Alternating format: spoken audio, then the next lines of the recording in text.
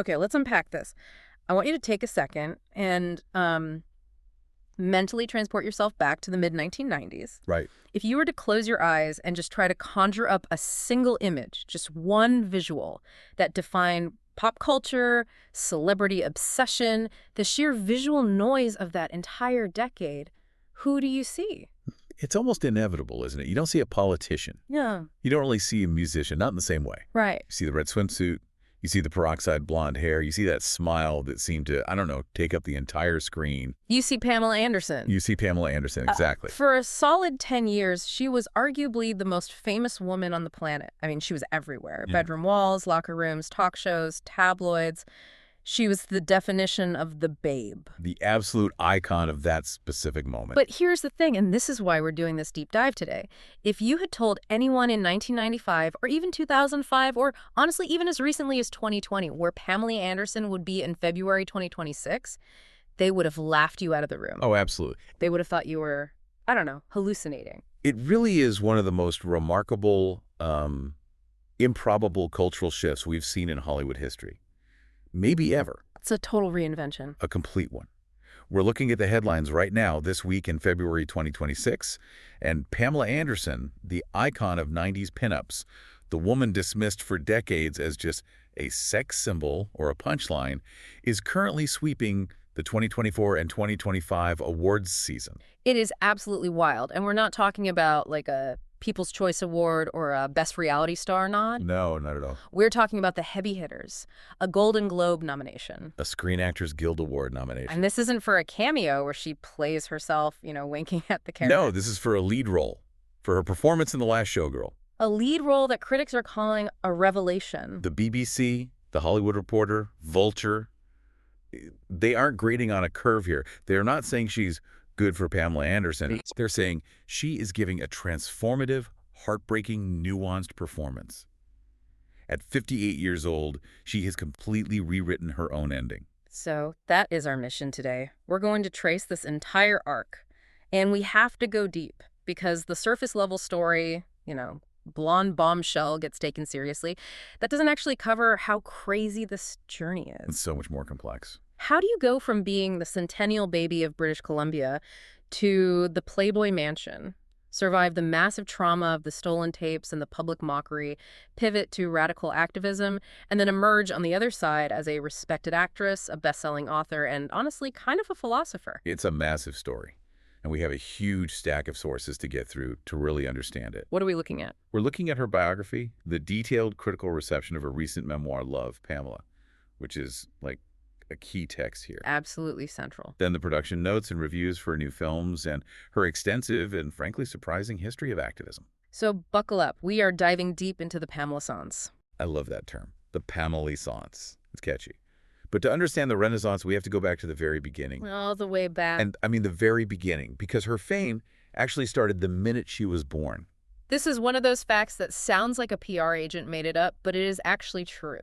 It is. July 1st, 1967. And that date is so significant. That is the 100th anniversary of Canada's founding, the Centennial, a huge national holiday. And Pamela Anderson was the first baby born on that day in her region. So she was named the Centennial Baby. She was in the newspapers before she could even open her eyes. It's almost prophetic, isn't it? Yeah. Like, marked for visibility from day one. She didn't seek it out initially. It was just thrust upon her by the calendar. It literally was. But what's interesting about her origins in Ladysmith, British Columbia, isn't just that accidental fame. It's the background. It's the texture of her childhood. She has these deep Finnish roots. Right, her great-grandfather, Juho Haitianen. Exactly. He came over from Finland in 1908. And her grandfather, Herman, was this fascinating character. He was a logger and a poet. A logger and a poet. You don't hear that combination very often. You don't. And looking at the sources, particularly her memoir, this seems to be where Pamela gets her, I don't know, her whimsical side, her romanticism. Totally. Herman didn't just babysit her. He built a world for her.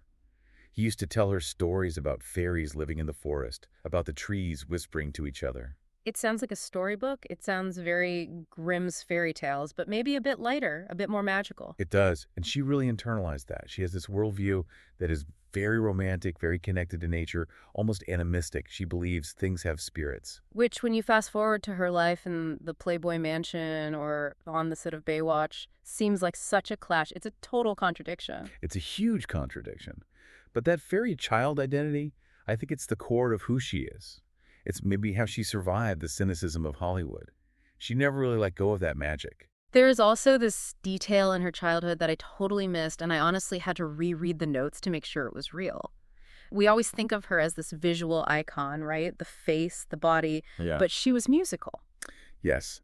This is my favorite fact. In the 8th grade, she wasn't just in the band. Mm-hmm. She was a scat soloist on the saxophone. Hold on. A scat soloist, like improvisational jazz vocals while playing the sax. A scat soloist. She would play, and then she would sing these jazz rhythms. It implies a level of confidence and creativity that goes way beyond just show up and look pretty. Oh, way beyond. Jazz requires listening, it requires timing, it's improvisational. And here's where it gets really fun. She actually used that skill decades later. Saw that. In 2025, in the Naked Gun movie she starred in, she apparently drew on that 8th grade talent for a solo scene. I love that. It just shows that nothing is ever wasted. You know, every little piece of your life can come back. It all comes back. But let's fast forward to the moment that changed everything. The discovery. Right. Because usually these celebrity discovery stories are exaggerated. You know, I was drinking a soda at a counter and a scout found me. They're always mythologized. But in her case, it really was like a movie scene. It happened in an instant. It really was. 1989.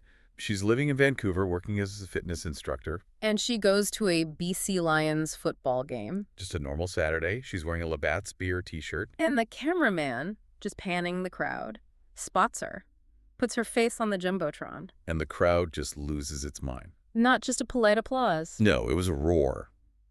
She had this magnetism that translated instantly to a giant pixelated screen. People responded to her on a gut level. It's wild to think about that pre-internet virality.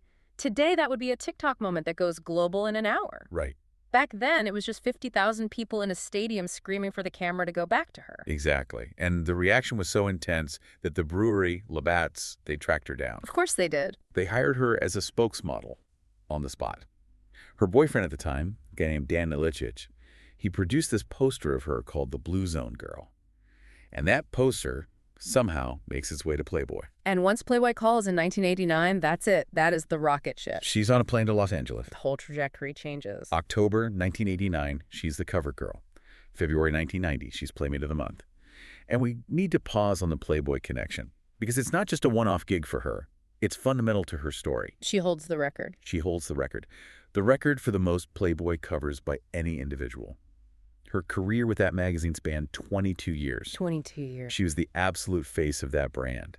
And for a deeper context, you have to remember what Playboy was in 1990. It wasn't just a dirty magazine. No, it was a cultural institution. It was.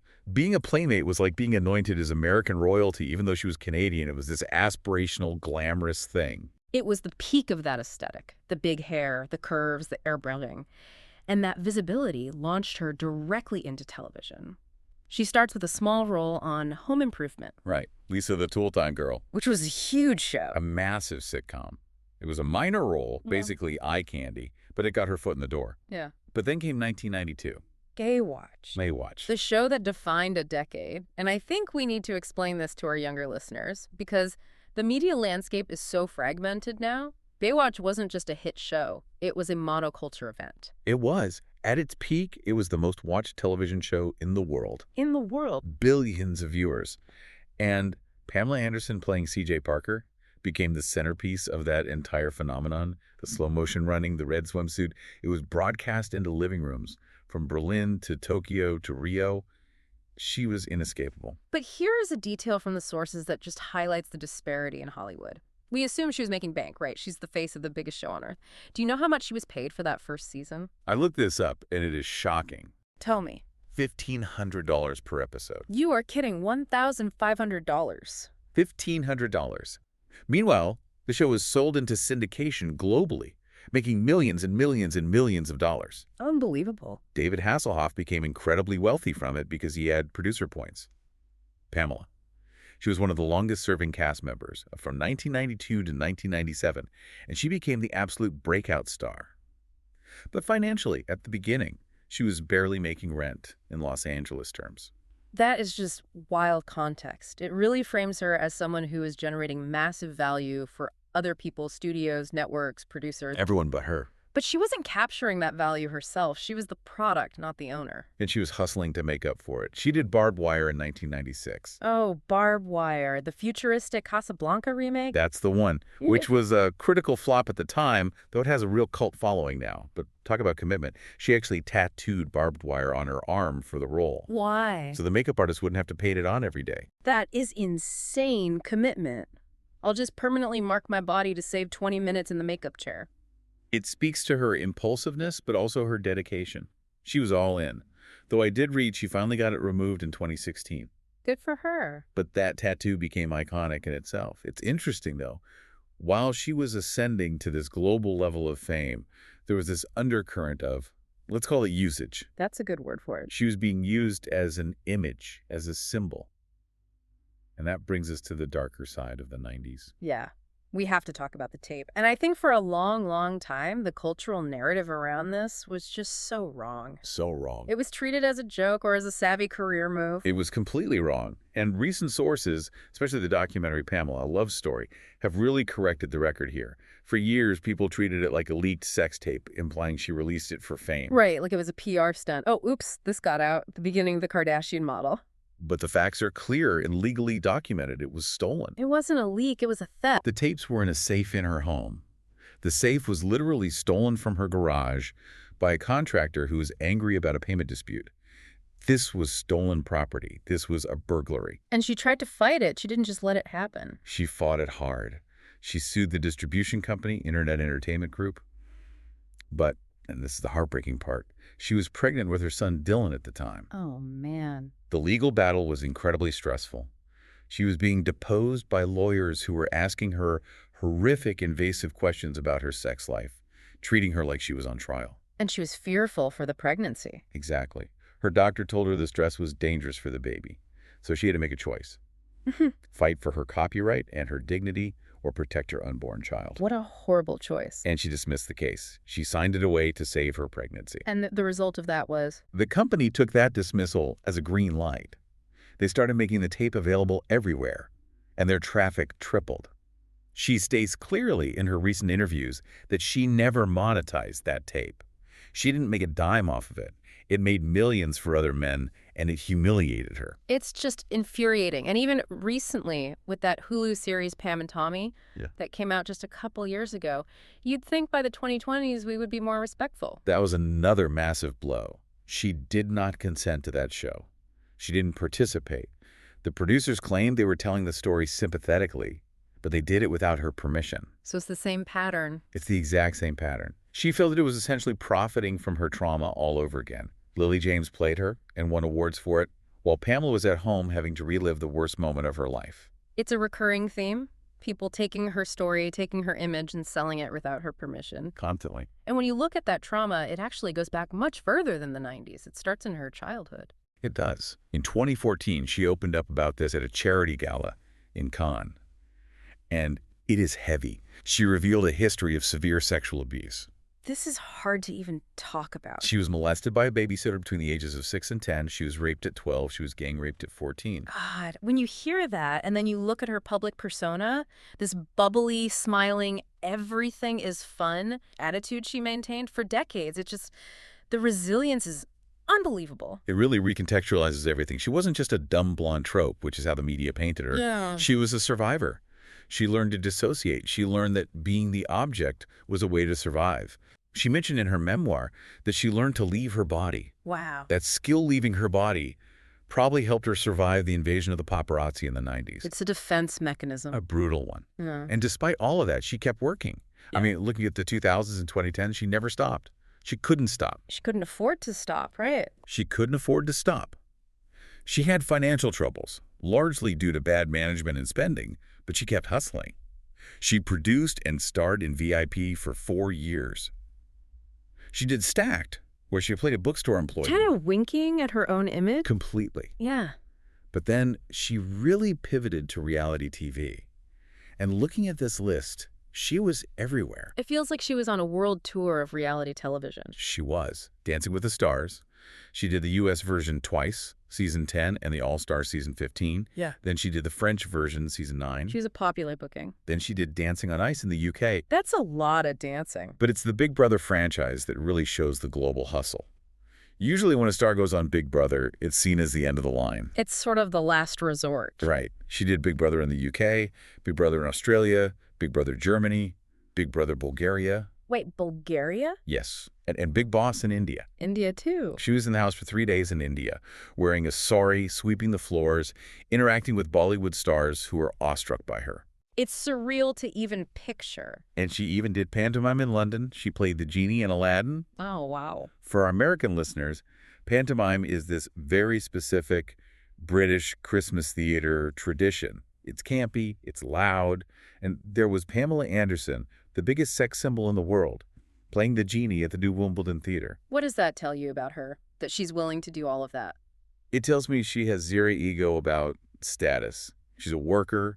She needed to pay the bills, so she went where the work was. She was often the punchline during these years, subjected to that has-been narrative, but she was always in on the joke. She knew what she was doing. She knew what the game was. She showed up, she smiled, she collected the check, and she went home. While she was doing all this reality TV, though, she was building this entirely different identity as an activist. A parallel life. And I think this is where people really start to get surprised by Pamela Anderson, because it wasn't just, I love puppies, it was radical. Absolutely. Most people know about PETA. She's been a PETA heavyweight for decades. She wasn't just a donor. She was the face of their most controversial campaigns. I remember the ads. They were always on the news. They were designed to shock. They were. There was the all animals have the same parts ad. Mm. She was in a bikini, but her body was marked up like a butcher's chart rump, ribs, shoulder. It was incredibly confronting. And that got banned, It right? was banned in Montreal for being sexist. Yeah. And Pamela's response was classic. She called the ban puritanical. She wrote, "In a city known for its exotic dancing, how sad that a woman would be banned from using her own body in a political protest." She has a point. It's her body. If she wants to use it to save cows, who is the government to stop her? Exactly. But her commitment to animals goes deep. It's not a PR stunt. No, it started way back. She became a vegetarian in her teens because she saw her father cleaning a deer he'd hunted. Seeing the bloody deer, that visceral reality of death, changed her. She went vegan in her 20s, way before it was trendy in Hollywood. But while the animal rights stuff fits her brand, her anti-pornography crusade is a fascinating pivot. This is the one that really throws people. It stops people in their tracks. Yeah. The woman with the most Playboy covers is anti-porn. It sounds like hypocrisy on the surface. It sounds like pulling up the ladder after you've climbed it. Right. But when you actually read her arguments, it's much more nuanced. In 2016, she co-authored a Wall Street Journal op-ed. Her co-author, This is the best part. Orthodox Rabbi Shmuley Boteach. That is the most unexpected duo I have ever heard of. Pamela Anderson and a rabbi. It sounds like the setup for a joke. To say the least. They wrote a book together called Lust for Love, and their argument wasn't from a place of religious shame exactly. They called online porn a public hazard. They argued for a sensual revolution. What does that even mean, a sensual revolution? Essentially, they were distinguishing between eroticism and pornography. Mm. Anderson argues that high-speed, hardcore, mechanical online porn desensitizes people. It destroys intimacy. So it's about the connection. It's about connection. She believes in eroticism, which is about connection, slowness, sensuality. She felt that the industry she helped build had morphed into something monstrous and cold. So she's not anti-sex, she's anti-commodification. Exactly. She's saying, I own my sexuality. I don't want it commodified in this detached, aggressive way. It's a surprisingly philosophical stance. She's actually aligning herself more with certain strands of radical feminism than with the porn industry. It's way more complex than people give her credit for. Or even more. And speaking of unexpected alliances and radical stances, we have to talk about her political activism.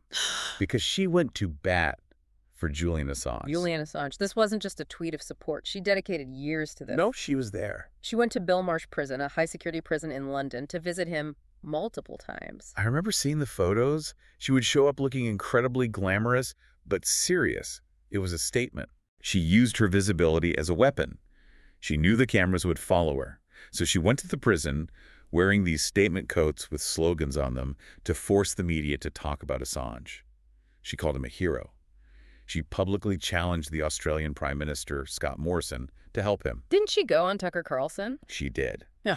And this got her a lot of flack from the left. I can imagine. She went on Tucker Carlson's show on Fox News specifically to ask Donald Trump to pardon Assange. That is a very specific and very brave strategy. It is. And she wrote to Vladimir Putin. She wrote to Putin. About what? To save whales. She wanted to stop the importation of whale meat or seal products into Russia. And she actually met with Kremlin officials. She really will talk to anyone. That's the takeaway here.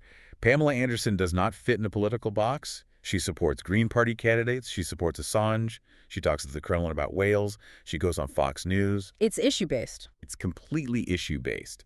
She engages with whoever she thinks has the power to fix the specific problem she cares about. She is fearless in that way. She doesn't care if it looks bad to her liberal friends if she thinks it will save a whale. So we have the pinup, the survivor, the reality star, the radical activist. But then around 2022, something shifts again. The narrative starts to change. The Pamela Renaissance begins. It starts, interestingly enough, on Broadway. And Broadway is a cruel place. You can't edit a live performance.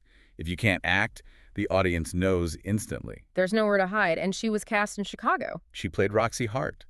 And the reviews were rave. It wasn't just, oh, she didn't trip. It was, she understands this character. I mean, the character is kind of perfect for her. It is. Roxy Hart is a woman who craves fame, who was used by the media.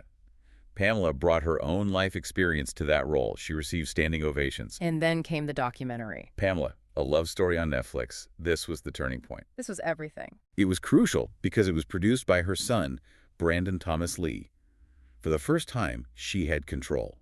No stolen tapes, no unauthorized biopics. She told her story, her way. And it coincided with her memoir, Love, Pamela. Which hit #2 on the New York Times bestseller list. And so we need to talk about the writing in that memoir. Celebrity memoirs are usually ghostwritten. They're usually bland. This book is poetic. Really? It's interspersed with her own poetry. Wait, she wrote poetry in the book? Yes. Yeah. And it's raw. She talks about writing as what saved me. It revealed a depth and a unique voice that the public had never seen before. Critics were shocked by how good the prose was. It wasn't the voice of C.J. Parker. It was the voice of the girl who listened to her grandfather's stories about the whispering trees. It's her authentic voice finally coming through. Finally. And that documentary led directly to her current moment, right? To The Last Showgirl. It did. The director, Gia Coppola, part of the famous Coppola dynasty, watched that documentary. She saw a scene where Pamela is without makeup, just talking about her life. Gia saw a raw, unguarded quality, and she decided she wanted her for her film, The Last Showgirl. But there was drama getting the script to her. This is the part that makes me so angry on her behalf. It's infuriating. It is. Gia sent the script to Pamela's agent. The agent turned it down. Did he even show it to her? No. He didn't even tell Pamela. He just assumed, oh, Pamela Anderson doesn't do indie dramas. She does reality TV or cameos. He gatekept her. He decided what her career was. That is the story of her life, isn't it? Men deciding what she's allowed to be. Exactly. But Gia Coppola didn't give up. She DM'd Pamela's son, Brandon, on Instagram. Social media saves the day. She said, I have the script. I think your mom is perfect for it. Thank goodness for DMs. Seriously. Yeah. Because Brandon showed it to Pamela. Pamela read it and said, this is me. I have to do this. And she accepted. And now, because of that DM, she is nominated for a Golden Globe and a SAG Award. It almost didn't happen. It almost didn't happen. And what's the role? Why is it hitting so hard with critics? She plays a veteran showgirl in Las Vegas, a woman who has been wearing the feathers and rhinestones for 30 years. But the show is closing. She is aging out of the industry. She has to figure out who she is when the spotlight turns off. It's incredibly meta. It's her life. It mirrors her own life perfectly. Being looked at, aging in an industry that values youth, finding dignity in the next chapter. The reviews say she plays it with zero vanity. She appears on screen with barely any makeup. She's not playing Pamela Anderson, the brand. Not at all. The BBC called her a revelation. The Hollywood Reporter called it a transformative performance. It's perfect casting. And at the same time, she's doing the Naked Gun reboot, the comedy. Which is such a fun full-circle moment. Back in the 90s, she was offered a role in Naked Gun 3313 and turned it down. Now, 30 years later, she's co-starring with Liam Neeson in the 2025 sequel. So she's flexing both muscles. It shows she can do the heavy drama, but she hasn't lost that sense of humor. She can still be funny. So she's winning awards. She's in blockbusters. But where is she actually living? Because she's not in Hollywood, is she? She's not hitting the red carpets every night. No. And this is the final piece of the puzzle, the epilogue to the story. She moved back to Ladysmith, Back to British Columbia, back to her childhood home. the one her grandmother owned. The very same. She bought it from her grandmother years ago. She renovated it. And now she lives there with her dogs. She has a huge vegetable garden. She calls the farm Arcady. She's farming. The woman from the Playboy Mansion is farming. She's effectively a farmer. She's canning vegetables. She's making jams. And that led to her cookbook, I Love You, Recipes from the Heart. Now, usually when a celebrity releases a cookbook, I roll my eyes. It feels like a cash grab. Here is my favorite salad. Is this that? Not at all. This book is legitimate. The photography alone was nominated for a 2025 James Beard Award. Whoa. Okay, for those who don't follow the food world, a James Beard nomination is effectively the Oscars of cooking. It's the highest honor. It's not a vanity prize. It is a serious validation from the culinary world. Exactly. Drew Barrymore and Martha Stewart have praised it. She has a show on the Flavor Network called Pamela's Cooking with Love. It's very earthy, very authentic. She talks about the dough feeling like a body. Of course she does. It connects back to that sensual revolution she talks about. Cooking is a sensual act for her. It sounds idyllic. It sounds like she finally found peace. It does. She's baking pies, growing vegetables, and accepting Golden Globe nominations via Zoom from her kitchen. So when we step back and look at this whole journey, from the Centennial Baby to the Jumbotron to the stolen tapes, the activism, and now this massive critical acclaim, what does it all mean? What's the lesson here? I think it's a story about control. For 30 years, Pamela Anderson was a product. That's the word. She was an image on a Jumbotron, a centerfold, a character in a swimsuit, a punchline. She was defined by what men wanted her to be. She was the vessel for everyone else's fantasies and everyone else's profit. And now? Now, she defines herself. She reclaimed her story with the documentary. She reclaimed her intellect with her writing. She reclaimed her body with her activism. And she reclaimed her talent with The Last Showgirl. She took the pieces of her life that were stolen or mocked, and she put them back together into something undeniable. It's resilience, pure and simple. I mean, she's been married 5 times. She's lost fortunes. She's been mocked by the entire world. And she ends up back home in Canada winning awards and baking pies. It's the ultimate comeback. But I think the most poignant thing she said recently was about the awards. She was asked how it felt to finally win. And she said, I always say the win is in the work. The win is in the work. After everything, the fame, the money, the scandals, she has realized that the only thing that matters is the craft.